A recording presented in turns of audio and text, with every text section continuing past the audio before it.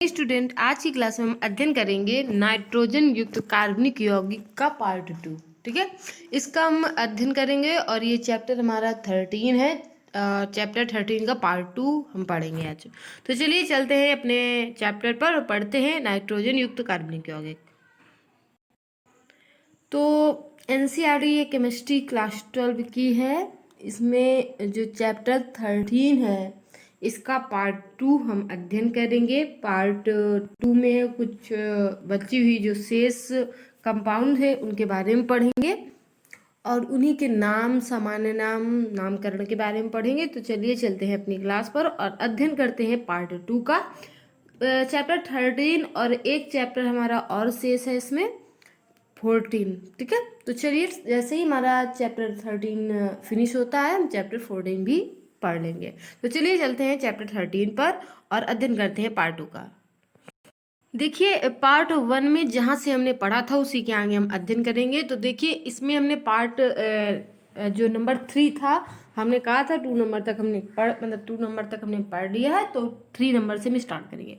तो देखिए 3 नंबर जो है वो है साइनाइड व आइसोसाइनाइड। साइनाइड व आइसोसाइनाइड की बात करें तो सबसे पहले इनके नामकरण की बात कर लेते हैं। तो देख लीजिए, यहाँ पे लिखा हुआ है 3CH3 लिखा है सिंगल बॉन्ड CN, इसे बोलते हैं मेथिल साइनाइड। और इसका जो आईपीएसी नाम है वो होता है एथिल नाइट्राइल। दूसरी चीज यहीं पे लिखा हुआ है CH3 single bond CH2 single bond CN, जिसका जो सामान्य नाम होता है वो होता है एथिल साइनाइड और इसका आईपीएसी नाम होता है प्रोपेन नाइट्राइड। वहीं पे लिखा हुआ है तीसरे नंबर पे CH3 single bond CH single bond CH3 single bond CN, इसका जो सामान्य नाम होगा वो होगा आइसोप्रोपिल साइनाइड और जो आईपीएसी इसका नाम होगा तो हो जाएगा 2 मेथिल प्रोपेन नाइट्राइल। चलिए और आगे कंपाउंड। तो देखिए वहीं पे चौथे नंबर की बात करें, चौथे नंबर पर हमारा दिया हुआ है CH3 सिंगल बॉन्ड NC। देखिए NC मीन्स हमने कहा था जब भी उल्टा हो जाए तो इसमें आइसो लगा देते हैं। तो देखिए ये लिखा हुआ है मेथिल आइसोसाइनाइड, इसका नाम है, इसको मेथिल कार्बिन एमीन भी कहते हैं। ठीक है, और इसका जो आईपीएसी नाम होगा वो हो जाएगा मेथिन आइसोनाइट्राइल। वहीं पे हमारा 5th नंबर है CH3 single bond CH single bond NC और CH के नीचे लगा हुआ है CH3, इसको हम बोलते हैं isopropyl isocyanide. Isopropyl carbyl amine भी इसको कहते हैं। इसका जो आईपीएसी नाम होता है वो होता है प्रोपेन 2 आइसोनाइट्राइल। वहीं पे हमारा लिखा हुआ है बेंजीन के ऊपर NC लगा हुआ है, मतलब C6H5NC, तो इसको बोलेंगे फेनिल आइसोसाइनाइड। ठीक है, इसका जो आईपीएसी नेम होगा उसे हम बोलते हैं बेंजीन आइसोनाइट्राइल। क्या बोलते हैं? बेंजीन आइसोनाइट्राइल बोलेंगे। ठीक है, इसके आईपीएसी नेम को। चलिए आगे हम बनाने की विधि पढ़ लेते हैं।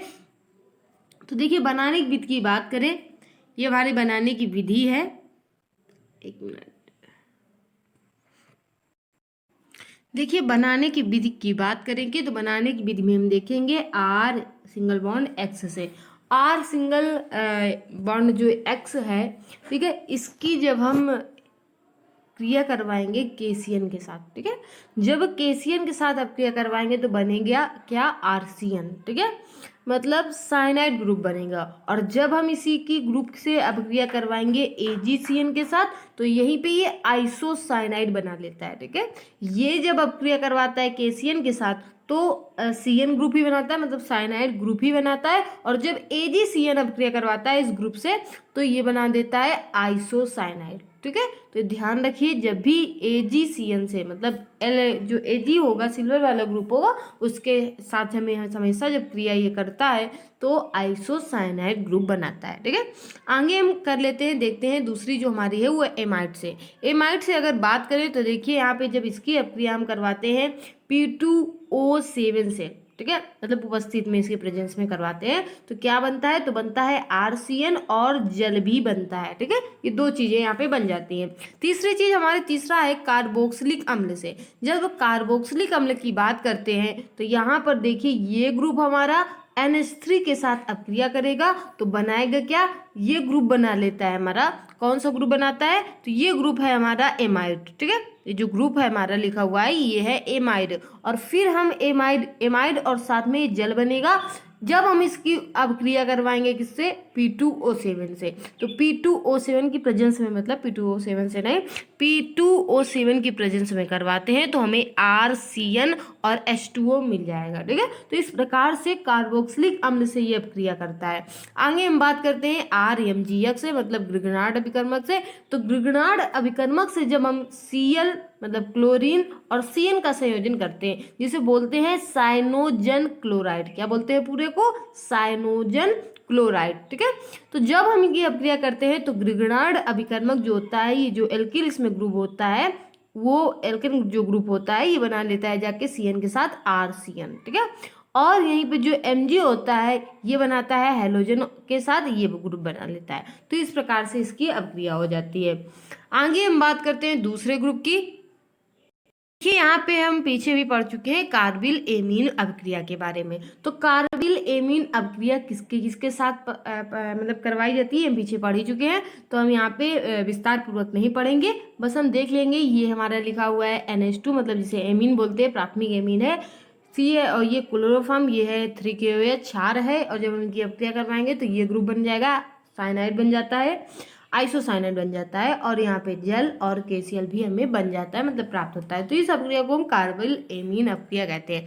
आगे हम इसके भौतिक गुण भी पढ़ लेते हैं। भौतिक गुण में हम पढ़ेंगे तो देखेंगे साइनाइड में जल के साथ हाइड्रोजन बंध पाया जाता है, अतः ये जल में जो होते हैं विलेयशील होते हैं। देखिए ये जो बंध है ये दिखाई पड़ रहा है आपको, हाइड्रोजन बंध। ठीक है, आगे हम दूसरे नंबर की बात करते हैं। तो साइनाइड का एक मोल दूसरे मोल से प्रबल अंतरा आणविक संगुणन से जुड़ा होता है, अतः साइनाइड आइसोसाइनाइड से उच्च क्वथनांक भी प्रदर्शित करते हैं। तो ये इनके बीच में अंतरा आणविक संगुणन को दर्शा रहा है। रासायनिक गुण की बात करें तो देखिए सबसे पहले अपचयन लिखा हुआ है। हम इनकी अपचयन जब करवाते हैं, हमने कहा था अपचयन हम किसी के साथ भी उपस्थित में करवा सकते हैं, इसकी उपस्थित में भी, इसकी उपस्थित में भी। ठीक है, इनकी जब प्रेजेंस में हम अपचयन करवाते हैं तो हमें प्राप्त हो जाता है प्राथमिक एमीन, फिर द्वितीयक एमीन, और इस तरह मतलब द्वितीयक एमीन। ये देखिए ये भी एमीन है और ये भी एमीन है, लेकिन ये हमारा एथिल एमीन होगा। ठीक है, क्या होगा, एथिल एमीन, और यहाँ पे ये ग्रुप नहीं दिया गया है। ठीक है, तो ये हमारा होगा एथिल एमीन, इसे हम बोलते हैं, ये हमारा होगा प्राथमिक एमीन, और ये हमारा होगा द्वितीयक एमीन, हमें प्राप्त हो जाता है। तो इस तरह से ये अपक्रियाएं होती है। आगे का जल अपघटन की बात करें तो देखिए जल अपघटन जब हम इसका करवाते हैं तो ये आंशिक रूप से आंशिक अपक्रिया होती है यहाँ पे, तो ये बन जाता है R single bond C double bond O single bond NH2। जब इसकी पूर्ण अपक्रिया होगी तो ये बन जाएगा हमारा इस तरह से R single bond double O single bond OH, और NH3 यहाँ पर अलग हो जाएगा। अब हम इसकी जब यहाँ से करवाते हैं, इसकी पूर्ण अपक्रिया जब हम करवाएंगे, ग्रुप ले लेते हैं R की जगह में, तो CH3 हमने मेथिल ग्रुप ले लिया है यहाँ पे। जब इसकी हम पूर्ण अपक्रिया करवाएंगे तो हमें बन जाएगा CH3C डबल OH, मतलब एस्टिक अम्ल प्राप्त होगा और साथ में प्राप्त होगी अमोनिया। ठीक है, तो इस तरह से ये अपक्रिया होती है। जब हम इसकी अपक्रिया करवाते हैं पूर्ण अपक्रिया तो हमें एस्टिक अम्ल और NH3 जो होता है वो प्राप्त हो जाता है। इनकी योगात्मक अपक्रिया के बारे में बात करें तो ये केवल आइसोसाइनाइड में पाई जाती है। देख लीजिए ये हम पहले Cl2 से इसकी अपक्रिया करवाते हैं तो बनता है मेथिल एमिनो कार्बोनिल क्लोराइड। यहाँ पर हम इसकी अपक्रिया जब O3 से करवाते हैं, ओजोन से करवाते हैं, तो बनता है मेथिल आइसोसाइनाइड और O2 बनता है। यहीं पे अगर हम इसकी अपक्रिया करवाते हैं S से, सल्फर से करवाते हैं, तो बनता है मेथिल आइसोथायोसाइनाइड। ठीक है, आगे हम इसकी अपक्रिया अगर HgO से मर्क्यूरिक ऑक्साइड से करवाते हैं तो बन जाता है मेथिल आइसोसाइनाइड, और यहीं पे ये जो बनता है ये बन जाता है मर्क्यूरी। ठीक है, आगे हम समावयवीकरण की बात कर लेते हैं। तो देखिए अस्थायी आइसोसाइनाइड यौगिक को गर्म करके जब स्थायी साइनाइड में परिवर्तन किया जाता है तो वो वही क्रिया समावयवीकरण कहलाती है। यहाँ पे देखिए ये अस्थायी है, हम इसको गर्म करते हैं किसकी उपस्थित में, AlCl3 की, मतलब एल्युमिनियम क्लोराइड की उपस्थित में, तो हमें स्थायी जो यौगिक होता है वो प्राप्त हो जाता है। देखिए जो हमारा फोर्थ नंबर यौगिक है वो है यूरिया। तो यूरिया के बारे में बात करते हैं। यूरिया का जो सूत्र होता है वो होता है NH2CO NH2, काफी इंपॉर्टेंट भी है। चलिए बात कर लेते हैं बनाने की विधि की। तो बनाने की जो पहली विधि है उसे बोलते हैं लोरल विधि। ठीक है, क्या बोलेंगे इसको, तो इसका नाम है, तो देखिए इसे कहते हैं होलर विधि। ठीक है, होलर विधि की बात करें तो यहाँ पे लिखा हुआ है NH2 का whole twice SO4 plus 2K CnO। इसके साथ जब हम अपक्रिया करवाएंगे तो बन जाएगा हमारा K2SO4 पोटेशियम सल्फेट और बन जाता है अमोनियम साइनेट, हमें जो होता है प्राप्त हो जाता है। जब हम अमोनियम साइनेट को गर्म करेंगे, यहाँ पे देखिए गर्म कर रहे हैं, तो हमें यहाँ पे इसे गर्म करने पर यूरिया जो प्राप्त हो जाता है। ठीक है, जब हम इसे गर्म करते हैं तो ये यूरिया में बदल जाता है। ठीक है, तो इस तरह से यूरिया बनाने की होलर विधि होती है। आगे हम देख लेते हैं दूसरी विधि को। लीजिए यहाँ पे यूरिया की हम प्रयोगशाला विधि देखते हैं बनाने की। तो देखिए ये है फास्जीन। जब हम इसकी क्रिया करवाएंगे NH3, तो दो हमने अणु लिए NH3 के यहाँ पे, तो हम जब बनाएंगे तो इस तरह से यौगिक कंपाउंड बनेगा और साथ में ये 2HCl भी बनाएगा।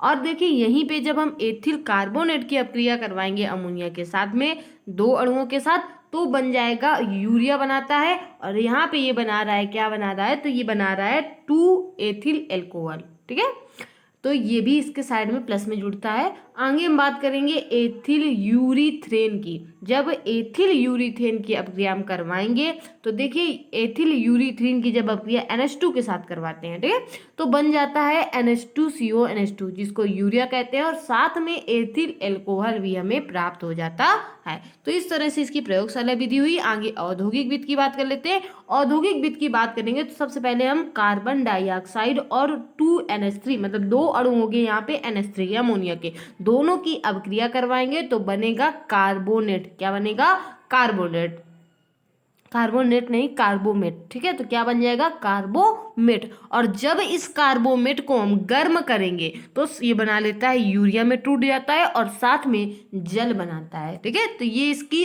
औद्योगिक विधि है। आगे हम बात करें, आगे हमारी जो विधि है वो है साइनेमाइड से। साइनेमाइड से अगर बात करें तो कैल्शियम कार्बाइड यहाँ पर N2 के साथ अपक्रिया करता है और कैल्शियम साइनेमाइड बनाता है। क्या बनाता है, कैल्शियम साइनेमाइड बनाता है। वहीं पे कैल्शियम साइनेमाइड जब H2SO4 के साथ अपक्रिया करता है तो यहाँ पे ये बन जाता है साइनेमाइड बनाता है, और ये साथ में CaSO4 कैल्शियम सल्फेट भी बनाता है। ठीक है, जब ये H2SO4 के साथ अपक्रिया करता है तो साइनेमाइड बनाता है और साथ में कैल्शियम सल्फेट भी बनाता है। तो इस तरह से ये अपक्रिया होती है। आगे हम देखते हैं साइनेमाइड जब जल के साथ अपक्रिया करवाता है, ये साइनेमाइड बना, और ये साइनेमाइड जब जल के साथ अपक्रिया करवाएगा तो ये बन जाता है क्या, यूरिया बन जाता है। तो इस तरह से इसकी साइनेमाइड से अपक्रिया होती है। आगे हम देख लेते हैं इसके रासायनिक गुणों।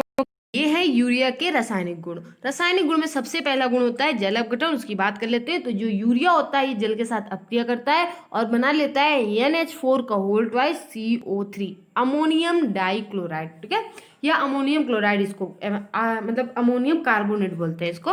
ठीक है, आगे बात कर लेते हैं HNO2 से क्रिया करने पर। तो मतलब HNO2 से, ठीक है, नाइट्रस हम इसको बोलते हैं। तो HNO2 से जब हम इसकी क्रिया करवाते हैं तो देख लीजिए यूरिया जब क्रिया यहाँ पे करता है तो बनाता है CO2 और साथ में 2N2 और यहाँ पे 3H2 का निर्माण करता है। आगे हम देखिए NaOBr के साथ अब जब इसकी अपक्रिया करवाते हैं, मतलब अमोनिया इसकी क्या बोलते हैं, इसका यूरिया की जब अपक्रिया करवाते हैं तो यूरिया देखिए यहाँ पे मिस्टेक लिखा हुआ है, इसको सही कर लीजिए, NH2 हो गया यहाँ पे।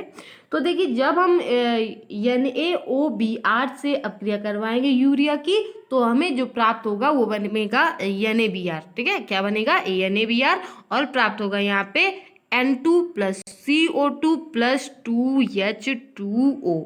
ठीक है, तो इस तरह से ये अपक्रिया संपन्न होती है। यहाँ पे थोड़ी सी मिस्टेक थी तो यहाँ पे 2 लगा लीजिएगा।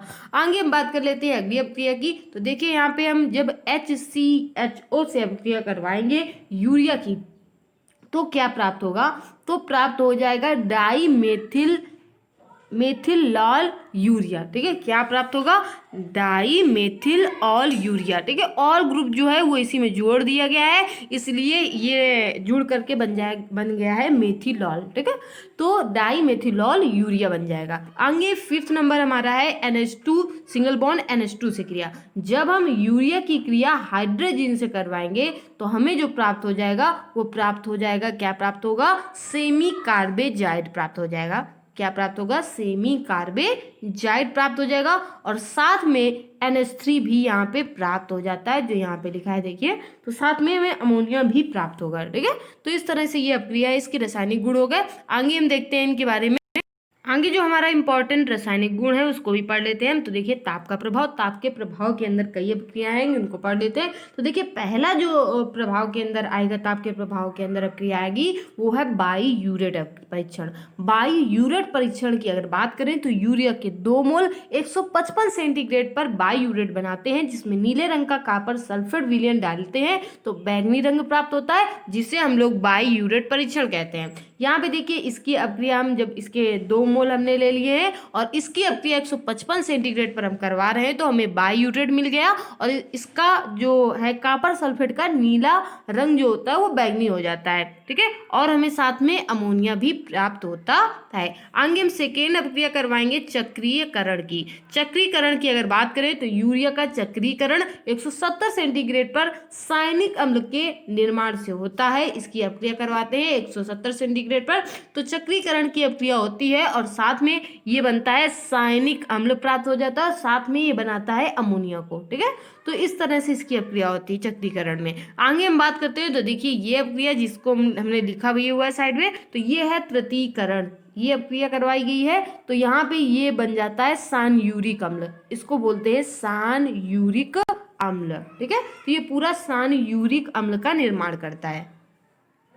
हम क्वेश्चन से मतलब जो हमने अभी पढ़ा उससे संबंधित एक क्वेश्चन भी पढ़ लेते हैं। तो देखिए क्वेश्चन में क्या लिखा हुआ है। क्वेश्चन में पूछा गया है कि यूरिया की अनुनादी संरचना बनाइए। तो देखिए जब यूरिया की हम अनुनादी संरचना बनाएंगे तो यहाँ पे मुक्त इलेक्ट्रॉन लेंगे, और देखिए ये 2 मुक्त इलेक्ट्रॉन, ये 2 मुक्त इलेक्ट्रॉन, ये हमने लिया। यहाँ पे जब हम ये जाएगा तो ये पॉजिटिव चार्ज बनाएगा, ये क्या बन जाएगा, निगेटिव चार्ज। यहाँ पे ये पॉजिटिव चार्ज बनाएगा, ये निगेटिव, ऑक्सीजन निगेटिव चार्ज बनाएगा। यहाँ पे ये आंशिक धनावेश प्रदर्शित करेगा, और यहाँ पे ये निगेटिव चार्ज जो वो प्रदर्शित करेगा। तो ये है इसकी जो यूरिया की अनुनादी संरचना। देखिए अनुनाद से स्पष्ट है कि यूरिया के दोनों नाइट्रोजन परमाणु अनुनाद में भाग लेते हैं, अतः क्रिया में भाग ये नहीं लेते हैं, ठीक है। यहीं पे दूसरा क्वेश्चन है कि यूरिया की क्षारकता प्रदर्शित कीजिए। तो यूरिया की क्षारकता प्रदर्शित करने के लिए हम सबसे पहले क्या करेंगे, NH2CO NH2 की अम्ल से अपक्रिया करवाएंगे। जब इसकी अम्ल, क्योंकि यूरिया जो होता है एक क्षार होता है, जब हम इसकी अपक्रिया अम्ल से करवाएंगे तो एक लवण को बना लेगा। ये लवण है H2NCO NH2.HCl, और जब ये लवण बनाएगा, ठीक है, तो इसका मतलब ये क्षारीय है। आगे हम बात करेंगे इसी की अपक्रिया जब यूरिया के 2 अणुओं की अपक्रिया हम ऑक्जेलिक अम्ल से करवाएंगे, तो ऑक्जेलिक अम्ल से करवाएंगे तो हमें क्या प्राप्त हो जाएगा, तो ये भी एक लवण ही प्राप्त हो जाएगा। देखिए यहाँ पे लिखा हुआ है NH2CO NH2 का होल टॉय डॉट COO सिंगल बॉन्ड COOH, ये भी एक लवण है, क्योंकि यहाँ पे जो ऑक्जेलिक है, ऑक्जेलिक अम्ल है, ये भी एक अम्ल है, और जो यूरिया हमारा क्षार। तो इस तरह से हमने 2 क्षारकता के लिए हमने 2 जो पॉइंट है वो हमने दे दिए समीकरण के माध्यम से, ठीक है। तो हमने प्रदर्शित कर दिया क्षारकता को। आगे हम बात कर लेते हैं। क्वेश्चन हमारा है और इम्पॉर्टेंट भी है। इसे पूछा गया है कि यूरिया का IUPAC नेम बताइए। तो देखिए अगर हम यूरिया के IUPAC की नाम बात करें तो सबसे पहले यहाँ पे हमारा जो NH2 साइड में लगा होता है COO, ठीक है। तो इसका जो नाम हो जाएगा वो हो जाएगा एमिनोमेथेनेमाइड। क्या नाम हो जाएगा इसका, एमिनोमेथेनेमाइड। इसका IUPAC नेम होगा यूरिया का एमिनोमेथेनेमाइड, ठीक है। आगे देख लीजिए दूसरी बात करें दूसरे क्वेश्चन की। तो यहाँ पे क्वेश्चन है पूछा गया है कि सेमी कार्बेजाइड में 2 NH2 समूह उपस्थित होते हैं, लेकिन क्रिया में केवल एक NH2 भाग लेता है, क्यों ऐसा होता है। तो देखिए जब बात करें सेमी कार्बेजाइड की, तो देखिए सेमी जो कार्बेजाइड है यहाँ पे ये एमाइड ग्रुप है इतना पूरा, और ये है हाइड्रोजन, ठीक है।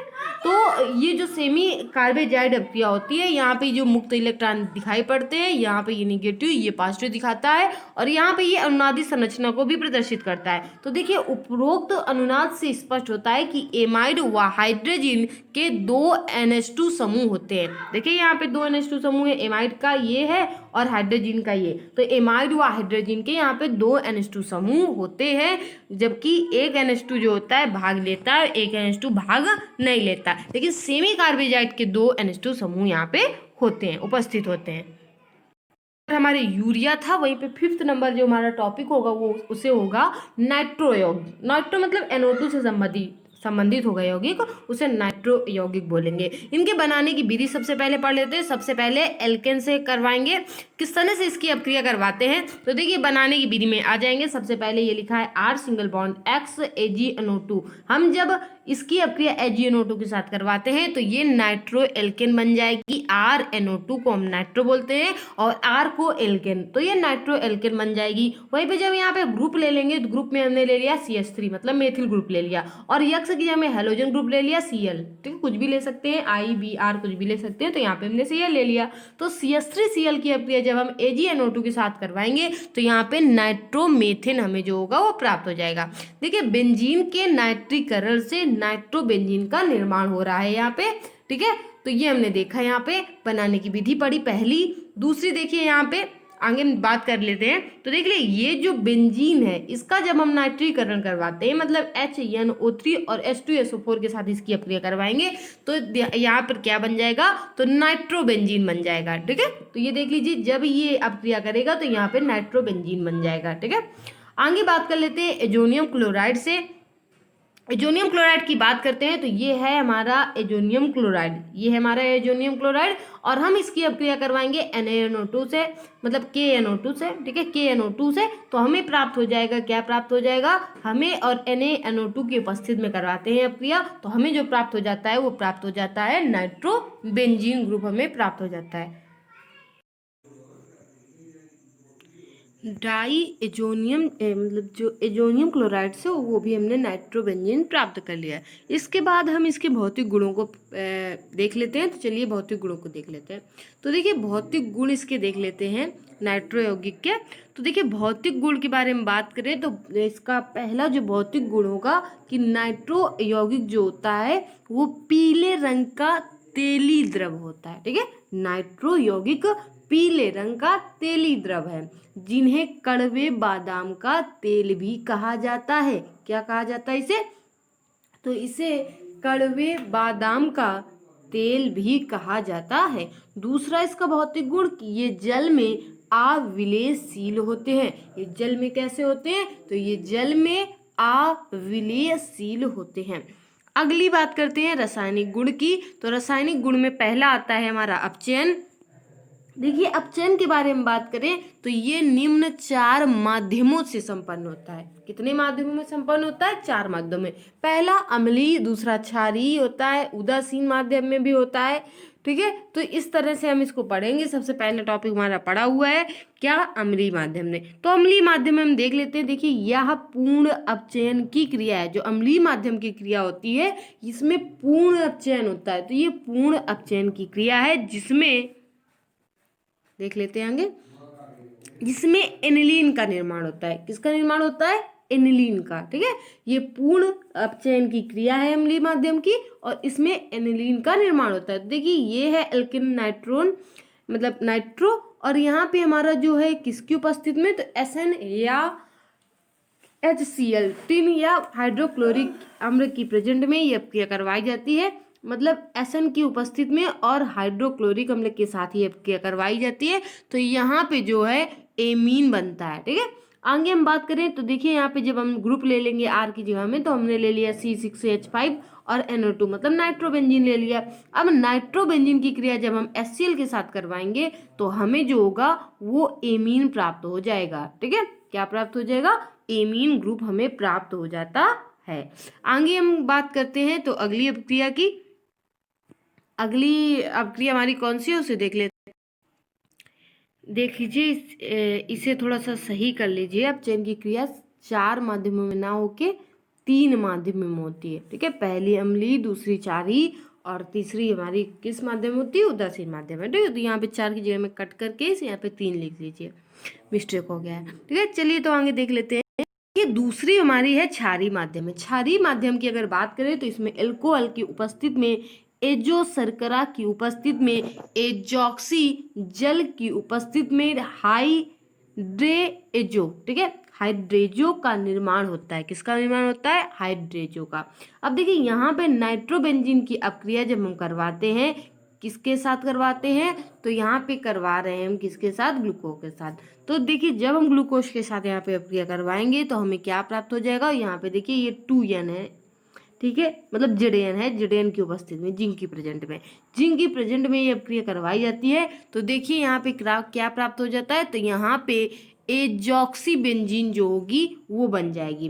ठीक है, बाकी 6H जो बचेंगे वो यहाँ पे लिखा हुआ है। ठीक है, चलिए आगे बात कर लेते हैं हम दूसरी यहीं पे अपक्रिया की। जो ये अपक्रिया दूसरी अपक्रिया में क्या बनाता है, तो दूसरी अपक्रिया जब ये करवाता है बेंजीन, नाइट्रोबेंजीन, तो ये एल्कोहल के साथ करवाएगा।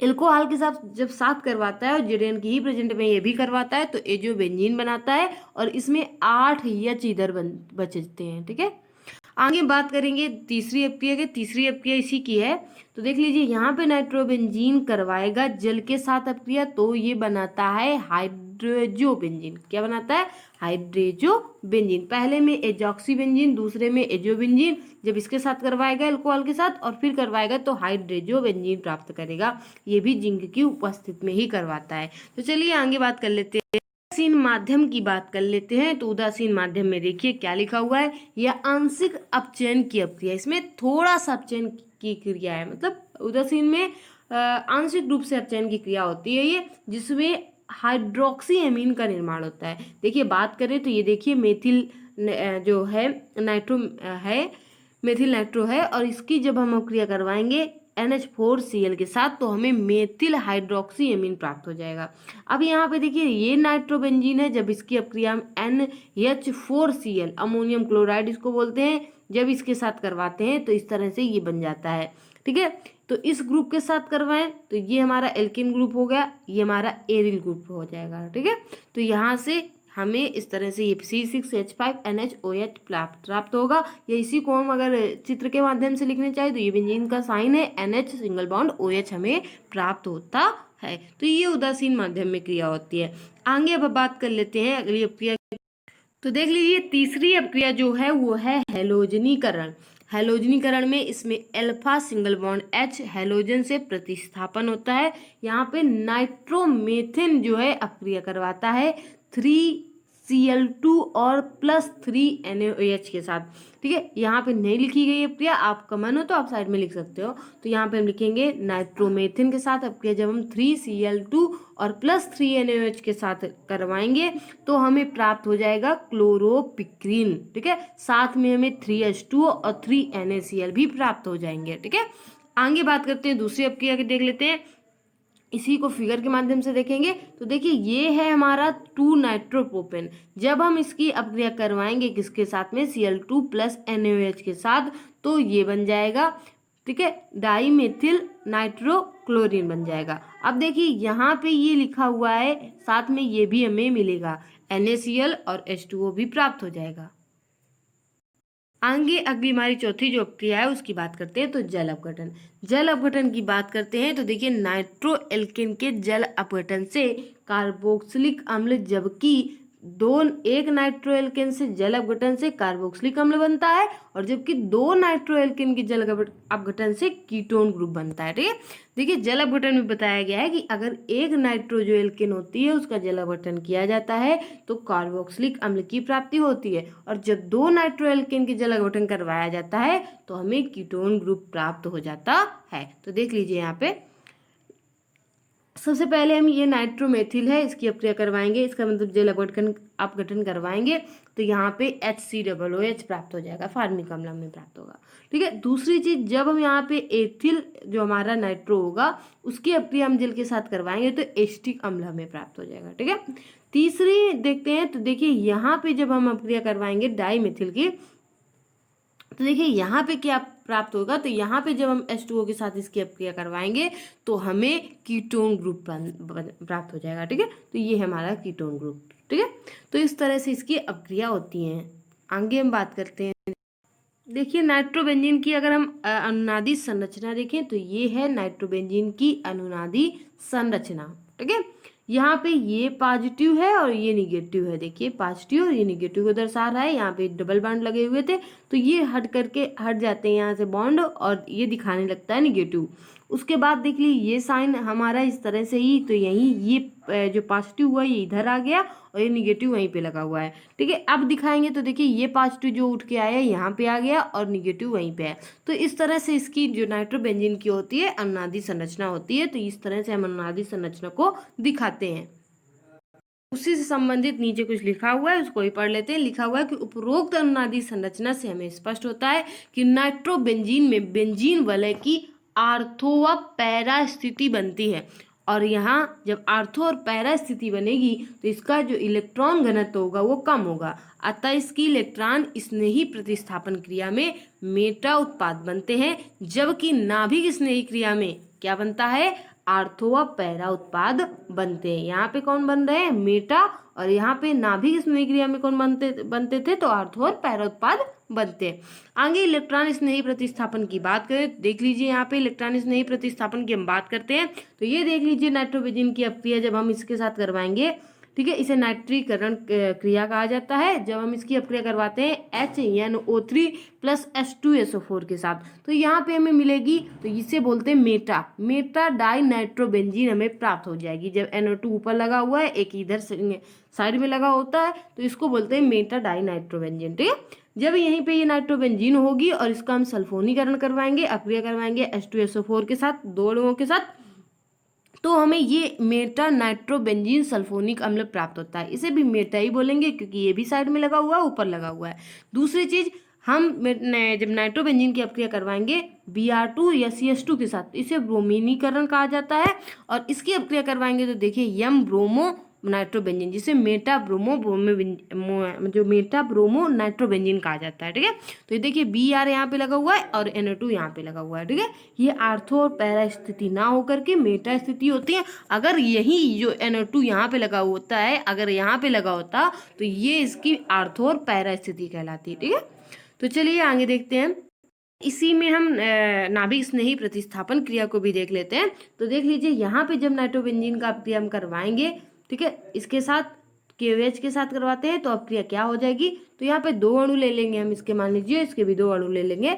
तो जब इसके अपक्रिया में लेंगे 2 अणु, तो देखिए अपक्रिया किस तरह से होगी। तो देख लीजिए ये 2 स्थितियां हैं, ये देख लीजिए यहाँ पे एक लगेगा OH, यहाँ पे एक लग जाएगा OH। ठीक है, एक OH यहाँ पे होगा और एक OH यहाँ पे होगा। ठीक है, दोनों में स्थितियां जो हैं वो आपको दिख रही, एक तो पैरा मतलब ऊपर लगी हुई है और एक कहाँ पे है, मतलब एक तो आर्थो में लगी हुई है पास में, ठीक है, और ऊपर ही साइड में, और एक हमारी पैरा स्थिति नीचे दिखाई पड़ रही। तो इसे ही आर्थो और पैरा स्थिति कहते हैं। तो इसे ही आर्थो और पैरा नाइट्रोफिनाल कहते हैं। ठीक है, तो ये स्थिति बनती है नाभिक स्नेही में, और इलेक्ट्रॉन स्नेही में हमें मेटा स्थिति प्राप्त हो जाती है। ठीक है, तो आर्थो और पैरा स्थिति सिर्फ नाभिक स्नेही प्रतिस्थापन क्रिया में ही हमें प्राप्त होती है। आगे हम एमीन की क्षारकता की बात कर लेते हैं।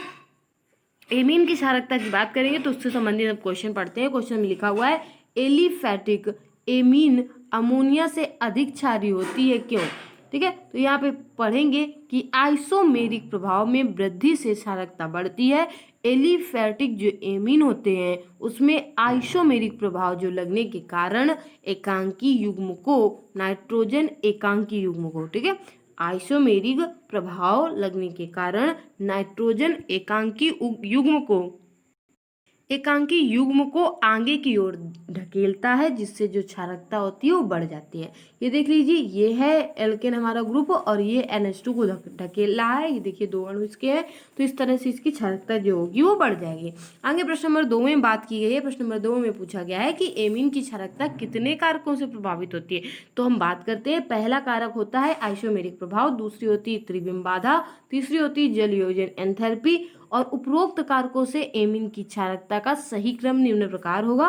तो ये देखिए, ये हमारा होता है एमीन की क्षारकता क्रम। सबसे ज्यादा जो क्षारकता होती है वो द्वितीयक एमीन की होती है, फिर प्राथमिक एमीन की होती है, फिर तृतीयक एमीन की होती है, और फिर सबसे ज्यादा मतलब सबसे जो कम होती है वो अमोनिया की होती है। एमीन की क्षारकता जो सबसे कम होती है वो अमोनिया की होती है। ठीक है, आगे हम बात कर लेते हैं तीसरे नंबर क्वेश्चन की। तो तीसरे नंबर क्वेश्चन की बात करें तो यहाँ पे लिखा है CH3NH2, यहाँ पे लिखा है CH3 का होल ट्वाइज NH, यहाँ पे लिखा है CH3 का होल थ्राइज N, इतना लिखा हुआ है। ठीक है, तो प्राथमिक, द्वितीयक और तृतीयक, ठीक है, तो यहाँ पे NH3 की क्षारकता का क्रम बताइए। हमें अमोनिया की क्षारकता का क्रम देखेंगे तो सबसे बड़ी यहाँ पे आपने अभी पढ़ा ऊपर क्वेश्चन में, सबसे बड़ी द्वितीयक एमीन होती है, उसके बाद प्राथमिक एमीन, उसके बाद तृतीयक एमीन, उसके बाद सबसे कम होती है अमोनिया की। तो देखिए वही क्रम हमने यहाँ पे लिख दिया है। तो यहाँ पे द्वितीयक एमीन जो ये है CH3 होल ट्वाइस NH, इसकी क्षारकता जो होगी वो सबसे ज़्यादा हो जाएगी, ठीक है। और यहीं पे इस प्राथमिक एमीन की उसके बाद में हो जाएगी, फिर हो जाएगी तृतीयक एमीन, और सबसे लास्ट में जो हो जाएगी वो हो जाएगी अमोनिया की। तो ये क्रम हो जाएगा इस क्वेश्चन का, ठीक है। आगे हम बात करेंगे अगले क्वेश्चन। तो देख लीजिए अगले क्वेश्चन की बात करें तो अगला क्वेश्चन हमारा है इसी संबंधित, ये अपवाद है, ठीक है। यहाँ पे लिखा हुआ है C2H5NH2, यहाँ पे लिखा है C2H5 का होल ट्वाइस NH, यहाँ पे लिखा है C2H5 का होल थ्राइस N, और NH3 की क्षारकता क्रम यहाँ पे भी पूछा गया है। हमें पता है कि यहाँ पे द्वितीयक एमीन जो अपवाद है, ठीक है, अपवाद में यहाँ पे द्वितीयक एमीन को हमको ज़्यादा, मतलब प्राथमिक द्वितीयक एमीन को बड़ा होता है, ये तो हमें पता है, और प्राथमिक एमीन का बड़ा होता है। यहाँ पे जो अमोनिया है ये एक अपवाद होगा, तो अमोनिया यहाँ पे जो पहले दिखा दी गई है और बाद में हमें तृतीयक एमीन की क्षारकता दिखाई गई है, ठीक है। तो ये क्रम जो है वो अपवाद कहलाता है, ठीक है। ये जो क्रम होगा उसे हम लोग अपवाद कहते हैं, कभी कभी ऐसा भी हो जाता है, ठीक है। तो इस तरह से इसका अगर क्षारकता का क्रम देखेंगे तो ये इस तरह से पहले द्वितीयक एमीन, फिर प्राथमिक एमीन, फिर अमोनिया, और फिर लास्ट में सबसे तृतीयक एमीन होगा। तो ये हमारा अपवाद कहलाएगा। तो अगले क्वेश्चन की बात करें तो अगला क्वेश्चन देख लीजिए, इस तरह से ये क्वेश्चन दिया हुआ है, ये क्वेश्चन ये अपवाद है, ठीक है। तो यहाँ पे जो क्रम होगा वो देखिए क्रम कौन सा होगा, सबसे बड़ा ये होगा यहाँ पे ये वाला C2H5 का होल ट्वाइस NH, उसके बाद CH3 का होल ट्वाइस NH बड़ा होगा, उसके बाद C2H5NH2 बड़ा होगा, और उसके बाद हमारा बड़ा होगा CH3NH2। तो ये है इस क्वेश्चन की क्षारकता का क्रम। आगे हमारा एक क्वेश्चन बचा है, उसको हम पढ़ लेते हैं। देखिए अगला क्वेश्चन है हमारा प्रश्न नंबर 6। यहाँ पे आपसे पूछा गया है कि एरोमेटिक एमीन एलिफैटिक एमीन से दुर्बल क्षारीय है, क्यों? तो अगर बात करेंगे तो देखिए बात करते हैं, तो एरोमेटिक एमीन में अनुनाद के कारण, ठीक है, एरोमेटिक एमीन में अनुनाद के कारण एकांकी युग्म जो होता है वो आसानी से उपलब्ध नहीं हो पाते, जबकि एलिफैटिक एमीन में अनुनाद नहीं पाया जाता, अतः एकांकी युग्म आसानी से उपलब्ध हो जाते हैं, ठीक है। ये कारण होता है कि जो एरोमेटिक एमीन होते हैं वो एलिफैटिक एमीन से दुर्बल क्षारीय हैं, ठीक है। इनकी अर्थ क्रम देखें, इनका अनुनाद की स्थिति अनुनाद की दिखाएं तो देखिए ये है अनुनाद की स्थिति इनके, ठीक है। पहले मुक्त हुए 2 इलेक्ट्रॉन, यहाँ पे ये पॉजिटिव और ये निगेटिव दर्शा रहा है। इसी तरह से अभी ये निगेटिव यहाँ पे दर्शाएगा और यहाँ पे पॉजिटिव की स्थिति है, यहाँ पे पॉजिटिव वहीं पे रहेगा और निगेटिव जो हमारा यहाँ पे आ गया, ठीक है। तो ये अनुनाद की स्थिति को प्रकट कर रहा है।